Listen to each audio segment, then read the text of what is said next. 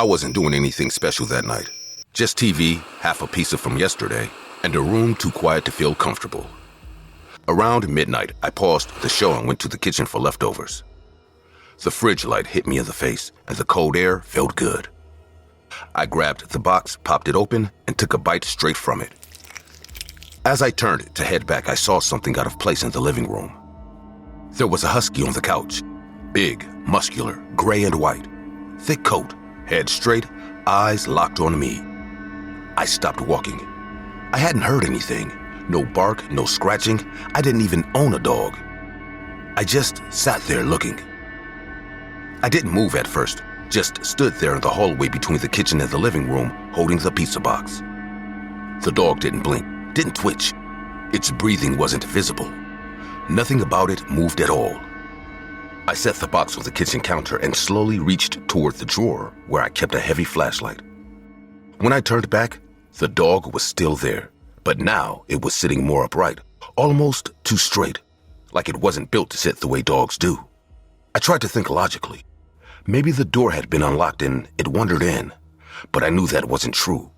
I lock everything, always. I walked to the front door, locked. Deadbolt secure. No windows broken. No sign of anything forced open. That thing had gotten in another way. Or had it been there the whole time? I stepped into the living room. The flashlight trembled in my hand. The second I got close, the dog stood. Not fast, not aggressive, but too smooth. It stepped down from the couch like it knew I wouldn't move fast enough to stop it. There was no warning before it bolted. No growl, no bark. It launched at me like something shot out of a cannon. I threw the flashlight and dodged left. It slammed into the side table and shattered it in one hit. The noise was deafening. I ran back down the hallway and slammed my bedroom door shut, twisting the lock until it clicked. Then I heard it breathing on the other side. Deep, ragged, steady, like lungs pushing too hard inside something too tight. It dragged its claws, fingers, down the door. Not fast, just slow enough to remind me it wasn't going anywhere. Then silence. I grabbed the bat under my bed. I didn't even play baseball anymore, but I kept it just in case. I stayed against the wall, eyes locked on the door, waiting for it to move again. When it did, it wasn't trying to break in. It was scratching, in patterns, small strokes, then longer ones. Testing the frame, tapping the handle. Not animal behavior, not random, like it was thinking. Then everything went quiet, for way too long. I opened the bedroom window to escape, but the nails were back. I had pulled them out last spring. Now they were hammered in again, from the outside. Dozens of them, bent and crooked. My blood froze. I turned, and the door to the room was open. I didn't hear it unlock. I didn't hear it creak. It was just open. I stepped back. The hallway was pitch black. I couldn't see anything past the frame. I raised the bat, inching toward the door, expecting it to burst through. But it didn't. Nothing happened. Until the light behind me flickered and went out. Something was in the room. I swung the bat behind me and hit something hard. Something that growled like a man choking through broken glass. The sound wasn't right. I turned and saw it for a second. Just a flash. On the wall, crawling upside down, spine bending wrong. The dog's face didn't change, but the body underneath it was ripping itself into something that didn't match. I ran through the hallway and into the kitchen. It was darker than before. The fridge was open. The pizza was gone. Claw marks dug deep into the tile near the counter. One cabinet door was torn clean off. I grabbed a knife, a real one this time. Heavy, the kind I'd never had to use for anything besides frozen meat. Then I heard the sound. Not footsteps. Something dragging across the ceiling. Slow, scraping, like bones on drywall. I ducked and moved under the table, holding the knife tight. Something thumped above me. Then again. Then it dropped. Straight down from the ceiling into the hallway. I saw it clearly this time. The limbs were too long. The skin was stretched thin. It had a dog's face, but the body underneath was wrong. Parts of it pulsed. The legs bent backward, then forward again, snapping loudly with each step. It twitched as it moved, but like it didn't fully understand how to walk in the skin it wore. It turned toward me. I froze, crouched under the table, no more than 6 feet away from it. It reached the table, stopped. But I scrambled to my feet and ran. Behind me, it didn't chase upright. It scrambled like a spider, limbs smacking the floor in uneven bursts. I turned the corner toward the back of the house just as it swiped at my foot. One of its claws sliced through the leg of my jeans and grazed skin. I almost fell flat. I didn't try to hide. It saw me. It started walking fast now, hands dragging on the ground. I threw the knife as hard as I could. It hit it somewhere in the side and stuck for a second, but it didn't stop. I grabbed the cast iron skillet from the counter and swung with everything I had. It connected with its shoulder, and then the bone underneath snapped loud. I backed up toward the door. The moment it saw that I was running, it lunged. But I fell into the yard, grass, dirt, blood in my mouth. I didn't stop. I ran barefoot down the street until I couldn't breathe. The police didn't believe a word I said. Of course they didn't. No signs of forced entry, no prints, no blood trail. They said maybe I had a seizure or a breakdown. But they missed one thing.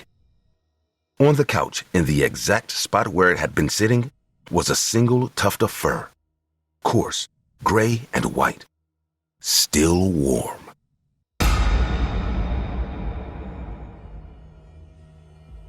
I was just trying to make a video of my dogs. That was the plan. Nothing fancy. I was sitting on the floor of the dining room, phone in hand, filming them while they wrestled and tripped over each other like they always do. It was around 9 p.m. The only lights on were the ones in the kitchen and the dining area. The rest of the apartment was dark, including the long hallway that led to the bedrooms and the front door. To keep the dogs from running around and making a mess, I put up one of those indoor baby fences at the start of the hallway. They never liked going down there anyway. Too dark, too quiet. They always stayed close to me, which I appreciated. That night, though, something was off. They weren't wrestling like they usually did. They froze. All 3 of them, just staring down the hallway. I lowered the phone thinking maybe they heard someone outside, but they weren't barking. Their ears were up, their bodies tense, tails stiff. One of them gave a soft growl. I followed their gaze. I couldn't see anything at first. The hallway was pitch black, but then I saw it too. Just above the edge of the baby fence, deep in the shadows near the bedroom door, a face, pale, motionless, with hollow eyes staring straight at us. I didn't scream. I didn't move. I just stared, trying to convince myself that it was a trick of the light. Maybe something hanging from the door, a jacket, a poster, anything but a person. But it blinked. I saw the slow, deliberate motion of its eyelids. It wasn't some weird object. It was someone. The hallway leads to the front door. I kept it locked, always. It was on the 8th floor. No balconies, no fire escapes. No way someone could just get in. But there he was, staring at me and my dogs like he'd been there for hours. Like he knew I'd eventually see him. I didn't have Wi-Fi. I'd been meaning to fix it, but I hadn't gotten around to it. No signal either. Thick concrete walls. I was completely cut off. I whispered to the dogs, trying to move slowly, but they wouldn't budge. They were just still, frozen. I stood up and took a step toward the hallway. The figure didn't move. That made it worse, like he was waiting for something. Or someone. There was a pause, long enough for the tension to build in my chest, my throat tightening as my breath slowed. It felt like time wasn't moving. The face didn't twitch, didn't lean forward, didn't do anything. That made it feel more real, more dangerous. I grabbed the nearest chair and lifted it like a weapon. "If you don't get out of here, I'll let the dogs loose." Nothing. Then, from the hallway, a voice. Calm. Cheerful. Like someone calling a kid in from playing. "Come here, little doggy." Amazingly, one of them started wagging his tail and trotted toward the hallway. I reached out to grab him, but I was too slow. He jumped the fence and disappeared into the dark. There was a short yelp. Then silence. I didn't move. I couldn't tell if I was more scared for my dog or terrified of what was behind that face. The other two dogs backed away, ears down now, whining. I couldn't leave them, but I also couldn't stand there and do nothing. Then, the lights cut out. Every bulb in my apartment died at once. I was left in total darkness. I dropped to my knees and scrambled for my phone, hoping to use the flashlight. As soon as I turned it on, I saw him. He was closer, past the fence, inside the hallway now. The light caught only part of his face. The side of his mouth was smiling. He whispered something I couldn't make out, but I saw his lips moving. Then he took a step toward me. I backed away, crawling on the floor. I could hear him walking now. Slow steps, bare feet on wood. No rush. He knew I was trapped. The two dogs growled but didn't charge. I wanted to scream, but I knew it wouldn't help. No one would hear. I ducked behind the kitchen island, trying to steady my breathing. He wasn't in a rush. That was the part that scared me most. He walked like he belonged here, like he knew every inch of the place, like this was his home, not mine. He moved fast. 1 second he was 10 feet away. The next he was on top of me. I swung the phone, caught his jaw. He grunted but didn't fall. His hands went for my throat. I bit him hard, enough to draw blood. He shouted and pulled back. I grabbed one of the dining chairs and shoved it between us. He hid it away like it was made of paper. The dogs lunged, barking like maniacs now. One of them bit his leg. He kicked it so hard that I heard my dog yelp and hit the wall. I rushed to grab something, anything. I found a fork on the table and stabbed blindly. I felt it sink into something. He howled, but he didn't stop. He grabbed me by the hair and yanked me backward. My head hit the floor, hard. For a second, things went blurry. I tried to crawl. He climbed on top, trying to pin me. I scratched, punched, elbowed, anything to keep from grabbing my neck again. He said something then, real soft, right in my ear. "I've been watching you for weeks." That made me go numb. I thought he'd just broken in. I didn't know he'd been planning this. I fought harder. The dogs came back. One jumped on his back, biting down. Another went for his ankle. He lost balance. I used that to shove him off. We both scrambled to our feet. He tried to run, but the dogs blocked him. He turned toward the window, maybe thinking he could climb down. I grabbed the only heavy thing nearby, the floor lamp, and hit him square in the back. He tripped, fell toward the window. It wasn't open, but the glass was thin. He crashed through. I saw his body disappear, flailing, down 8 stories. Then, silence. I collapsed on the floor, panting, shaking. One dog licked my face. The other stood at the hallway door, barking. I went over, slow, flashlight trembling in my hand. I pushed open the bathroom door. There he was, the missing dog, safe, scared but unharmed. The psycho had just locked him in. The cops didn't believe me at first, not until they found his body and the camera hidden behind the vent cover in my bedroom. It had been there for weeks. He'd been watching everything. They told me his name. It didn't matter. I didn't care. He was just a freak who thought he could make me part of his little project. I moved out a week later, found a place on the 3rd floor with Wi-Fi and bars on every window. The dogs are fine now. They sleep near me every night. I still keep the baby fence, not because of them, but because I need to know if they ever freeze again.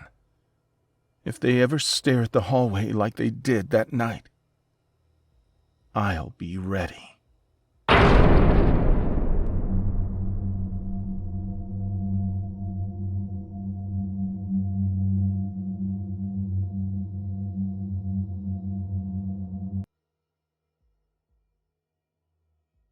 When I signed the lease, I didn't ask questions. The rent was cheap, the neighborhood was quiet, and I needed to get out of my last place fast.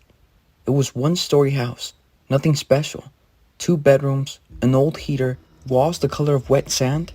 The carpet had stains, the windows were stuck, and the whole place smelled like cleaning chemicals. I didn't care. I just wanted a fresh start. I moved in with my puppy, Luna. She was 5 months old, small, nervous, still getting used to the leash. She followed me everywhere. She'd cry if I left the room. We were close, maybe too close. But when you live alone and barely talk to anyone, a dog can feel like a second heartbeat. The first few days were normal. I unpacked, built a crappy desk, figured out how the stove worked. Luna took the place fast, until she didn't. On the 6th night, I was doing dishes. She started barking towards the hallway. Not a casual bark. She was loud, aggressive, and locked in. I looked over and saw her standing stiff, tail low, eyes fixed on the wall next to the hallway door. I thought maybe she heard a mouse or water in the pipes, but she wouldn't stop. I walked over, checked the wall, and even knocked on it. It was solid. She backed up like she didn't want me near it. That was the first time I felt that pinch in my gut. That quiet, sharp kind of alertness. Something was off, but I didn't know how deep it went. Luna didn't bark during the day. She was calm, normal, ate, slept, played. But as soon as it got dark, she'd sit near the hallway and just stare. Not barking this time, just frozen, ears flat, eyes locked on that wall, the same spot. I even tried putting a chair in front of it to see if she'd look somewhere else. She didn't. She just adjusted her position and kept watching. I recorded her on my phone, mostly to laugh at how weird she was being. The video showed nothing, just her, frozen, then barking like hell. She looked scared, but there was nothing in frame. That was the worst part. There was nothing to explain it, just her, reacting to something I couldn't see. 3 nights in, the hallway curtain had a rip down the middle. I thought maybe Luna jumped at it and got her claw stuck, but she was too small to reach that high.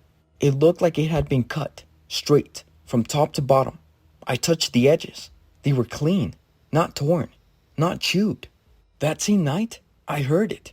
It was faint but steady, a knocking sound, too soft even to be wood settling. It came from the wall, the one she stared at. I stood near it, listening. My chest got tight. 3 knocks, then nothing. I pressed my hand to the drywall, kept it there, cold, still. Then, just as I was about to step back, I felt it. 1 tap, from the other side, deliberate, solid. I backed away and didn't go near that wall for the rest of the night. I started locking my bedroom door at night. I don't know why. It just made me feel like I had control, even if I didn't. Luna refused to sleep in the living room anymore. She'd whine until I let her in the bedroom, then curl up next to the bed, facing the hallway, always alert. That night, at 3:09 a.m., I woke up to the hallway light flickering. I hadn't turned it on. It was just strobing on and off by itself. I sat up, listening. The air was dead quiet. Luna was under the bed, shaking. I heard 3 knocks again, this time louder, not behind the wall, on my door. I didn't move. I just stared at the door handle, waiting to see if it turned. It didn't, but something scraped against the wood, long, dragging like nails across the surface. Then, silence. I sat there until sunrise. I opened the door in daylight. No marks, no footprints, but I found something else. The picture frame on the hallway wall had been turned upside down. Nothing else was touched. Not the table, not the shelves. Just that one picture, flipped like someone had done it slowly. That afternoon, I noticed 3 scratches down my arm, thin, spaced evenly, like fingers. I didn't remember getting them, but they stung when I showered. That evening, Luna didn't bark. She hid. I found her wedged between the couch and the wall, refusing to come out. I set the phone to recording again. Around 3:15 a.m., the hallway curtain moved. Not like from the wind. It lifted, slowly, held there. Then it dropped, no draft, window shut. It just moved, like someone had picked it up. The video didn't show anything else, but Luna didn't sleep for the next 24 hours. I bought cameras, real ones, not my phone. Motion activated, night visioned. One for the hallway, one for the living room. I set them up and didn't tell anyone.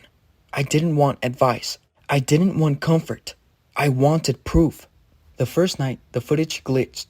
2 solid minutes of static at exactly 3:12 a.m. Before that, the hallway was empty. After that, the curtain was torn clean down the middle. Again, I watched the footage 10 times. Nothing visible, just the curtain intact, then static, shredded. Second night, I got more. The living room camera caught Luna pacing in circles. She barked once, then backed up until she hit the wall. Her body was shaking. She looked towards the hallway. Something walked past. Fast, blurred, humanoid, pale, thin. I paused the footage frame by frame. It wasn't a trick of the light. It was real. I didn't sleep that night. I kept Luna in my room with the door locked. She wouldn't eat. She stared at the wall and whimpered. I heard scratching sounds in the ceiling, then on the floor. Then, around 3:15 a.m., something hit the wall from the inside so hard it shook the picture frames. I jumped out of bed, grabbed Luna, and hid in the bathroom. I stayed there until morning. Third night, I watched the cameras live on my laptop. I couldn't sleep, so I sat at the kitchen table with Luna under my chair. Everything was quiet until 3:11 a.m. Then, motion triggered in the hallway. At first, nothing. Then, from the left edge of the frame, something crawled out of the wall. It didn't open anything. It didn't break anything. It just came through, like the drywall didn't matter. It was tall but hunched, its arms dragging behind. The skin wasn't right, almost translucent. It had no face, just smooth skin and deep sockets where eyes should have been. It stood up fully, turned its head, and looked straight into the camera, not the lens, at me, through the feed. I froze. I heard something creak in the hallway. In real life, not the video. Something moving. I shut the laptop and grabbed Luna. She barked once, high-pitched, terrified. Something slammed into the other side of the wall, then silence. I didn't breathe. I waited. Then, the hallway light flickered once and died. I didn't open the door until the sun was up. When I checked the camera footage again, the thing walked down the hallway and into the kitchen. It stood there for 2 minutes, not moving, just facing the table. Then it backed into the wall and vanished. I watched it again and again. It never looked at Luna, never touched her. It was like she didn't exist. I didn't stay another night. I packed everything in an hour, threw clothes into trash bags, took Luna, my laptop, and drove. I didn't tell the landlord. I didn't care. I left the keys in the mailbox and didn't even lock the door. I rented a motel for a week. Luna didn't bark once. She slept. I didn't. I watched the last few clips on the camera. The final one showed my bedroom door opening by itself. The thing was inside, standing near my bed, watching me sleep. I never moved. Luna didn't react. It stayed there for 10 minutes. Then it turned and walked back through the wall. I deleted the footage that night. I don't care if anyone believes me. I feel that this creature is somehow still present if I keep the recordings. We live in a different house now, a small apartment. No hallways, no curtains. Luna sleeps by the door. She eats. She plays. She's normal again. But I'm not. I still wake up at 3:12 a.m. I don't know why. I check every wall in the apartment. I leave the lights on. I keep my phone on video mode every night, but I never press record. I don't want proof anymore. I just want to keep breathing. Some nights, Luna growls in her sleep. When she does, I stay awake till sunrise. I don't move. I don't blink. I just stare at the wall and wait.